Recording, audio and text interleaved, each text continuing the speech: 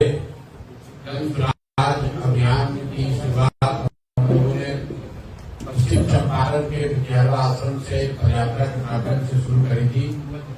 पिछले साल 2 अक्टूबर को उस पूरे अभियान की परिणति के तौर पर, पहले चरण की परिणति के तौर पर बिहार के करीब 1 करोड़ लोगों ने मिलकर एक राजनीतिक दल का गठन किया है जिसका नाम है जन स्वराज। बांका में हम लोग अभी तक पदयात्रा के जरिए नहीं पहुंच पाए हैं, लेकिन मैं बांका में पहले एक बार आया हूं। लेकिन दल बनने के बाद ये बांका की मेरी पहली यात्रा है। पहली बार मैं यहाँ आया हूँ। आज गौरैया में एक छोटी सभा है। उसके बाद जैसा कि पहले से घोषित है 20 मई से छपरा, जिसको सारण जिला भी कहते हैं, वहां जेपी के गांव हिसाब दियारा से बिहार में व्यवस्था परिवर्तन के लिए बिहार बदलाव यात्रा की शुरुआत होगी, जिसमें हर दिन 120 दिन में 240 विधानसभाओं में गांव, पंचायत, ब्लॉक, प्रखंड हर जगह हम लोग जाने की कोशिश करेंगे। बिहार में बदलाव के संकल्प के साथ बिहार में भी तरक्की हो, बिहार में भी बच्चों के लिए पढ़ाई और रोजगार हो, बिहार में भी सही मायनों में जेपी के सपनों के अनुसार व्यवस्था का परिवर्तन हो। इस लक्ष्य के साथ अगले 4 महीनों में हम लोग बिहार के 240 विधानसभा क्षेत्र में मैं खुद जाऊंगा। उस दौरान मैं बांका में भी, यहाँ पर जो विधानसभा क्षेत्र है उसके हिसाब से 3-4 दिन तो लगेगा ही लगेगा। उस समय फिर से मुलाकात होगी। आज संगठन चूंकि बन गया है, संगठन बनने के बाद, दल बनने के बाद पहली बार मैं आया हूँ, तो आपसे मुखातिब हूँ। अब आपके जो सवाल है वो आप सवाल कर सकते हैं। बहुत बहुत धन्यवाद। आपने कहा था कि 120 से 125 सीट अगर आ गया हमको तो हम अपना हार मानेंगे उसको। अगर 25 सीट रह जाता है आपको, तो आप किस साइड बैठेंगे सदन में, पक्ष में या विपक्ष में या किसी के समर्थन में? अलायंस जब 125 को अपनी हार मानेंगे, स्वाभाविक है अगर 25 या 30 आ गया तो उसको जीत तो मान नहीं सकते हैं। आप रहेंगे तो बिल्कुल विपक्ष में बैठेंगे, इसमें क्या दिक्कत है? हम लोग के लिए, मेरे लिए राजनीति चुनाव लड़के एमएलए एमपी बनना, बालू और शराब का ठेकेदारी करना, पैसा कमाने का जरिया नहीं है। जितना नाम, पैसा, शोहरत लोग एमएलए एमपी मंत्री बनकर कमा सकते हैं, उससे बहुत ज्यादा भगवान की कृपा से पहले से मिला हुआ है। राजनीति मेरे लिए एमएलए एमपी मंत्री बनने का जरिया नहीं है। राजनीति में इसलिए आए हैं, ऐसा लगता है कि बिहार के मिट्टी के होने के नाते बिहार में सुधार के लिए, व्यवस्था परिवर्तन के लिए किसी न किसी को प्रयास करना चाहिए। तो अगर हमारे जैसे व्यक्ति के द्वारा ये प्रयास नहीं किया जाएगा तो प्रयास कौन करेगा? आप लोग या समाज का एक बड़ा वर्ग इस बात की चर्चा कर रहा है कि इस प्रयास को सफलता मिलेगी कि नहीं मिलेगी, जबकि मेरा मानना है कि चर्चा इस बात की होनी चाहिए कि प्रयास होना चाहिए कि नहीं होना चाहिए। क्योंकि प्रयास चाहे हम करें या आप करें, प्रयास आज हो या 10 वर्ष के बाद हो, अगर बिहार में सुधार करना है तो प्रयास तो किसी न किसी बिहार के व्यक्ति को ही करना पड़ेगा। तो पहले प्रयास को देखिए, जांचिए, परखिए।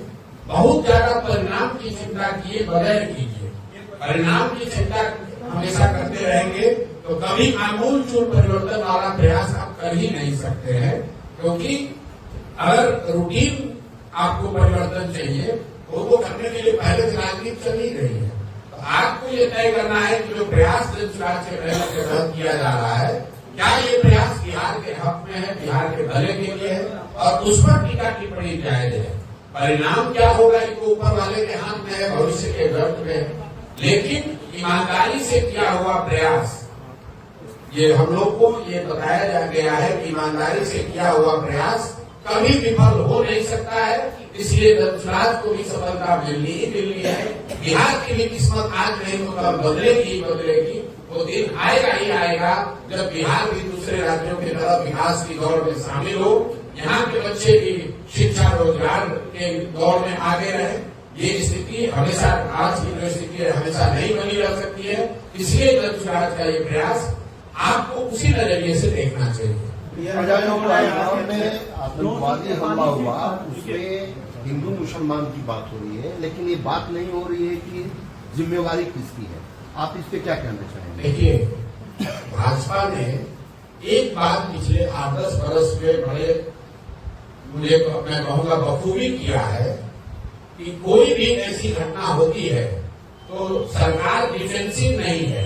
कोई दूसरी सरकार होती, कोई दूसरा प्रधानमंत्री होता तो विपक्ष उस पर सवाल करता कि भाई आपकी गलती से इतनी बड़ी घटना हो गई।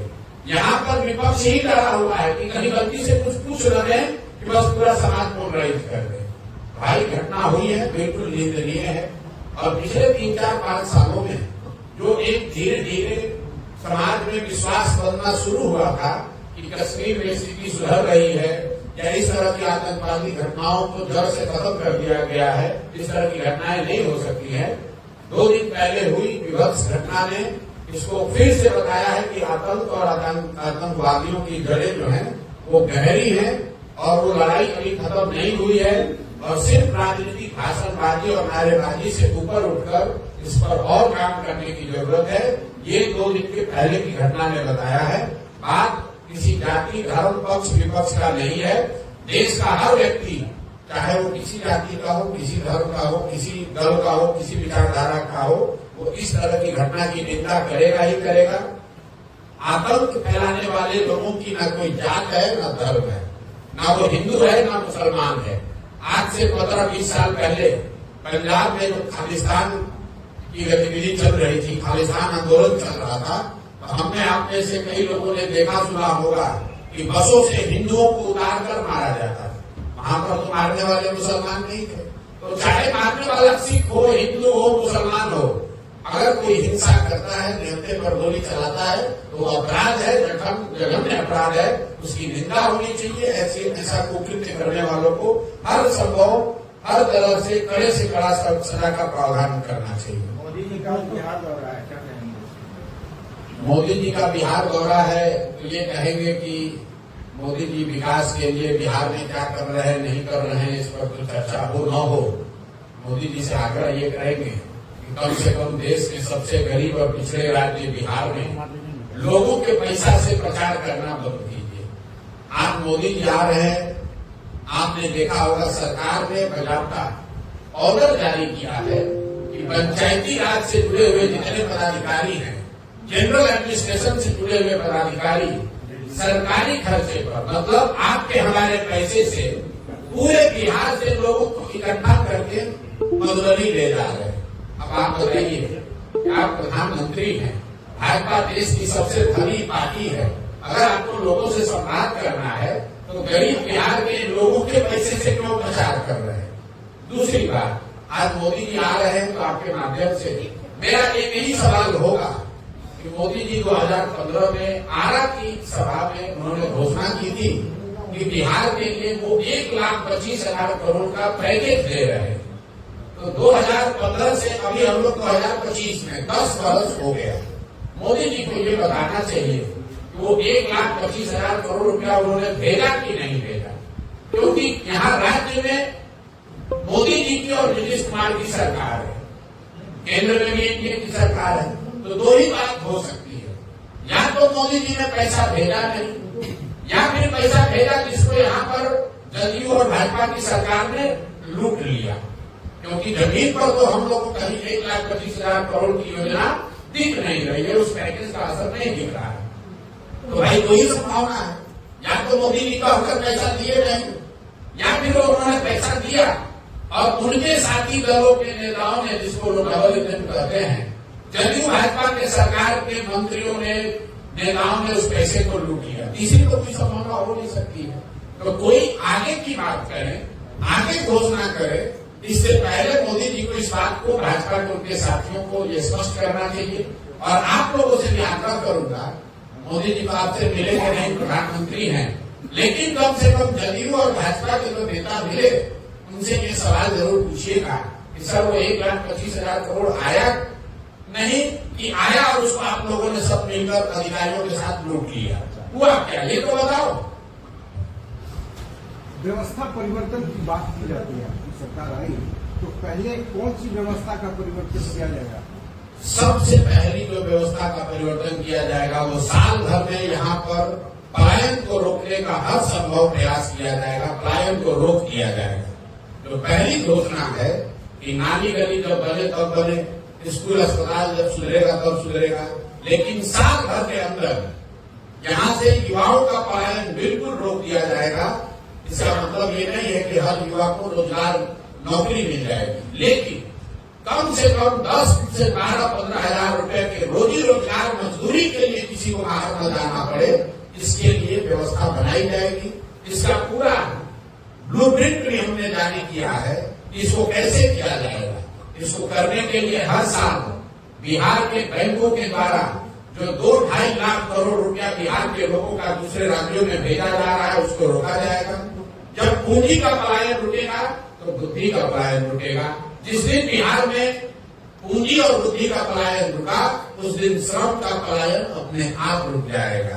तो पहली प्राथमिकता है बिहार में पलायन को रोकना। दूसरी प्राथमिकता ये है कि 15 साल से कम उम्र के हर बच्चे के लिए कम से कम बढ़िया पढ़ाई की व्यवस्था हो। और इसका भी ब्लूप्रिंट जो हमने बताया है, सरकारी विद्यालयों को ओवरनाइट ठीक नहीं किया जा सकता है। कम से कम 4 से 5 वर्ष लगेंगे। अगले 10 वर्ष में 5 लाख करोड़ रुपया अगर खर्च किया जाएगा, तब जाकर बिहार में विश्व स्तरीय प्राथमिक और माध्यमिक विद्यालयों की स्थापना की जा सकती है। लेकिन 10 वर्ष में वो काम किया जाए, तब तक लोगों की पढ़ाई तो रुक नहीं सकती है। तो जन स्वराज ने घोषणा की है कि जब जन स्वराज की व्यवस्था बनेगी तो हर गरीब व्यक्ति को, हर गरीब परिवार को ये अवसर होगा कि अगर सरकारी विद्यालय आपके एरिया में ठीक नहीं है, वहां से खिचड़ी बढ़ रही है, वहां पढ़ाई नहीं हो रही है, तो आप अपने बच्चे को प्राइवेट स्कूल में भेजिए और उसका फीस, एक रेगुलेटेड फीस सरकार की ओर से आपके लिए भरा जाएगा, ताकि गरीब से गरीब का बच्चा भी बेहतर स्कूल में पढ़ सके। ऐसा इसलिए कि जन स्वराज का मानना है कि 15 साल से कम उम्र के बच्चों को इतनी अच्छी शिक्षा मिलनी चाहिए कि वो आगे चलकर व्यवस्था पर बोझ न बने। तो पलायन रोकना पहली प्राथमिकता है, बच्चों की शिक्षा को सुधारना दूसरी प्राथमिकता है, और जो तीसरी बात हम लोग कह रहे हैं कि 60 साल से ज्यादा उम्र के हर महिला पुरुष को, जिसको सिर्फ 400 रुपया पेंशन मिल रहा है, जिसमें दिव्यांग और विधवा भी शामिल हैं, वो जीवन का बेसिक चीज उनको हासिल हो, इसके लिए उनको 400 के बजाय कम से कम 2000 रुपया मासिक पेंशन जरूर मिल जाए। पलायन रोकने के लिए 2 और बातें हम लोगों ने कही है। एक तो पूंजी का पलायन रोकना, दूसरा मनरेगा को सीधे कृषि से जोड़ना, ताकि कृषि से जुड़े हुए मजदूर हरियाणा पंजाब न हो जाए।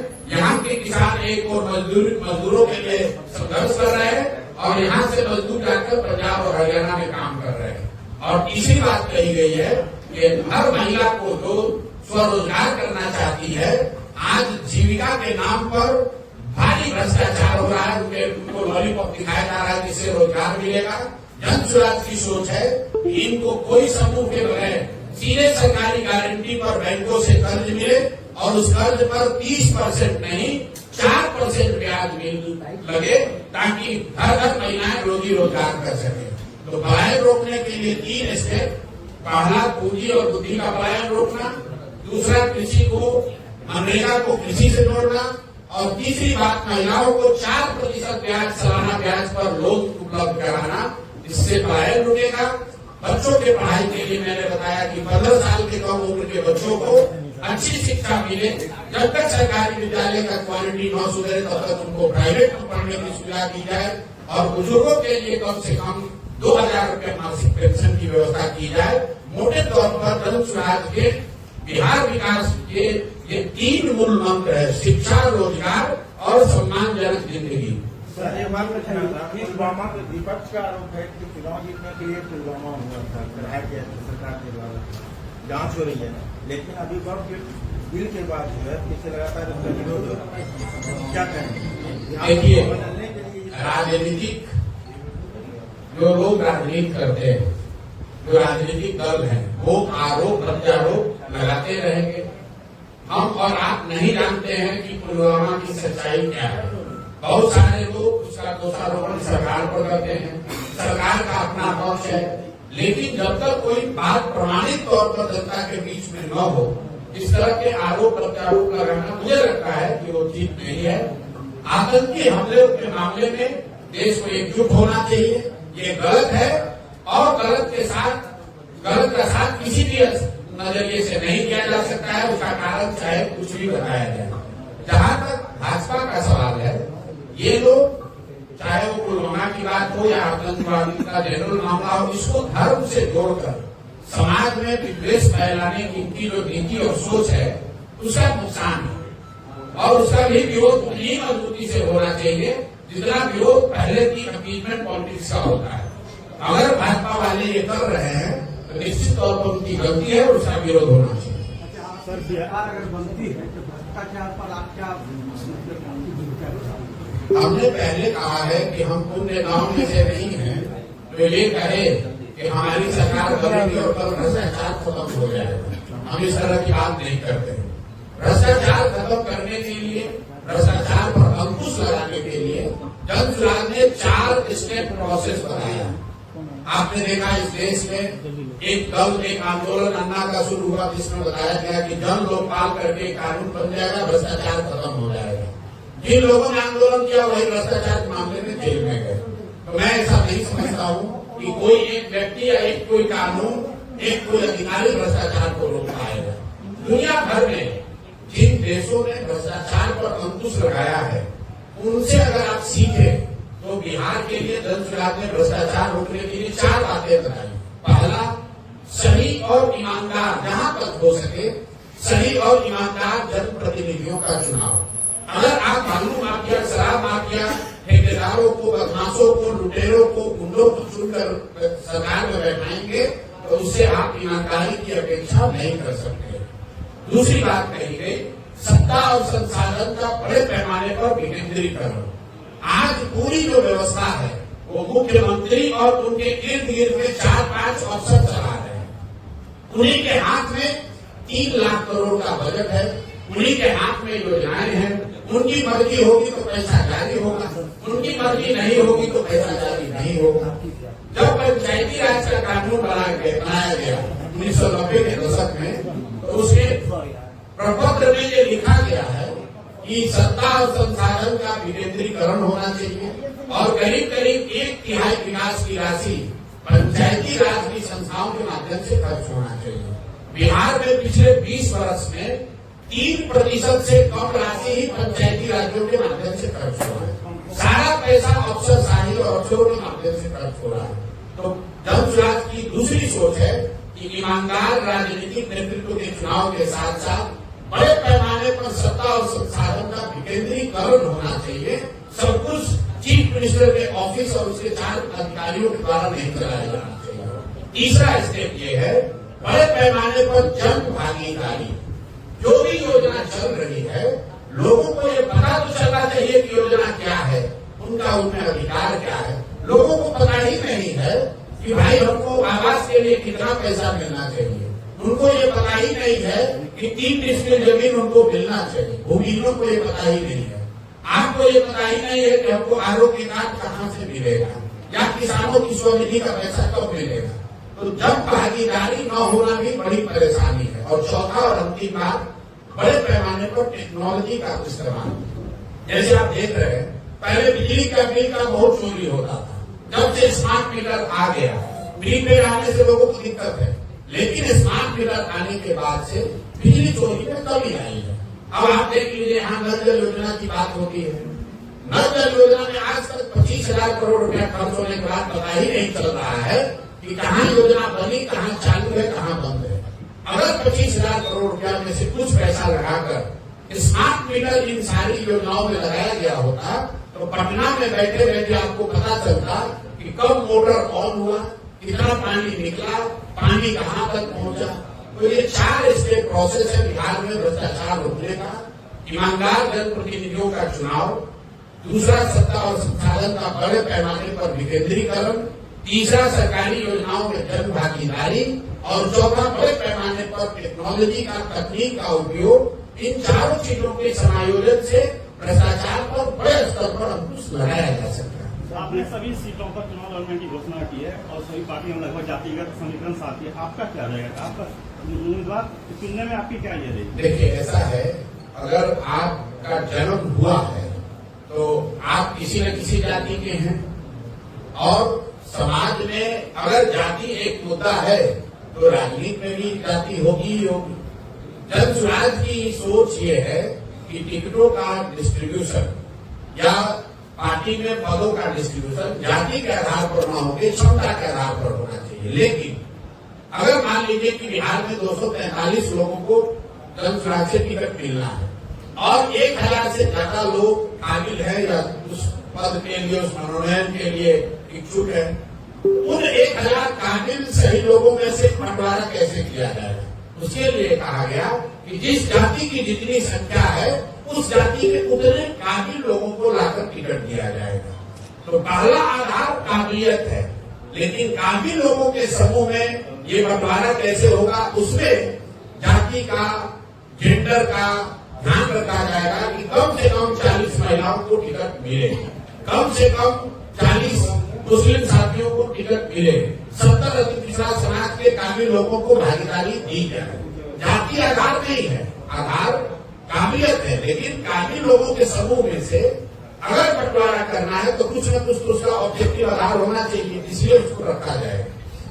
सर, बिहार की राजनीतिक जमीन पे जो मौजूदा पार्टियों द्वारा जातिगत समीकरण साधा गया है, उसको आप अपने मैनिफेस्टो के तीर से कैसे मतलब चक्रीयों को तोड़ेंगे? और दूसरी बात कि नीतीश कुमार के पास ब्रह्मास्त्र है जीविका दीदियों का, उसका सामना आप कैसे अपने मैनिफेस्टो से कर पाएंगे? भाई, हम तो जहाँ 2 साल पैदल चले, हमको तो कोई जीविका दीदी बहुत खुश नजर नहीं आई। सरकारी खर्चे पर सरकारी अफसरों का या सेमाई गवर्नमेंट ऑफिस लोगों का एक आर्डर बनाकर उनसे प्रचार करना, उनसे वोट लेना, ये कोई नीतीश कुमार पहले व्यक्ति नहीं है। बहुत लोगों ने, बहुत नेताओं ने ऐसा ट्राई किया है। जब जनता का मूल्य बदल जाए तो ये कोई काम आने वाला नहीं है।